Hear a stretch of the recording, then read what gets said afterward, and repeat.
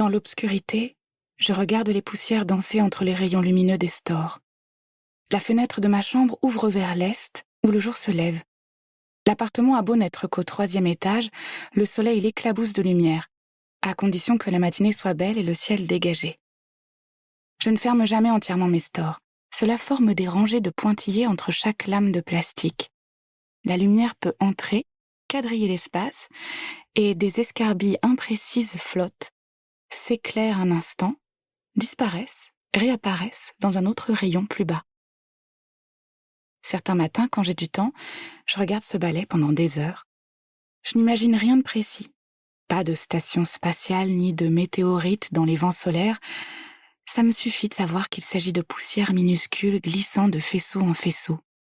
C'est beau, c'est simple. La banalité de ce que je vois est rassurante. Je m'y perds encore un peu. Je sais bien que je gagne du temps. Je repousse le moment où je vais repenser au rêve du petit garçon. Et puis je cède. J'ai envie de le retrouver, même s'il me fait peur. Je marche sur le bord d'une longue route goudronnée. Les arbres agitent leurs feuilles loin au-dessus de ma tête. Je suis un garçon. Je le sais sans le déduire d'aucun indice. Dans le rêve, il est naturel que je sois un garçon. Bien que mes jambes tremblent et que mon cœur se serre, je marche. Et au loin, une voiture s'éloigne. Je sais qu'à l'intérieur se trouvent mon père, ma mère et ma grande sœur. Je sais qu'ils viennent de m'abandonner. Je sais qu'ils ont décidé de me laisser là, au bord de la route, comme un chien dont on se débarrasse avant de partir en vacances. Ces choses-là sont évidentes. Ces savoirs font partie du rêve, aussi bien que l'ombre profonde de la route. Les hautes branches des arbres plantés à gauche comme à droite de l'asphalte se rejoignent pour s'entremêler et tresser une voûte masquant partiellement le ciel.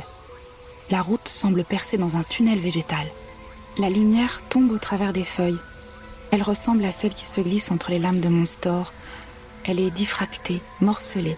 Elle dessine des signes que personne n'est capable de lire, des messages secrets que la nature s'adresse à elle-même. J'ai dans mon ventre un inextricable nœud de colère, de terreur et de chagrin, d'émotions contradictoires qui s'entortillent et se tordent comme des serpents. De la cuisine me parviennent les voix étouffées de mes parents. Ma mère était déjà levée et mon père ne s'est pas recouché. Dans le rêve, j'entendais décroître le bruit du moteur de la voiture et le silence s'installait.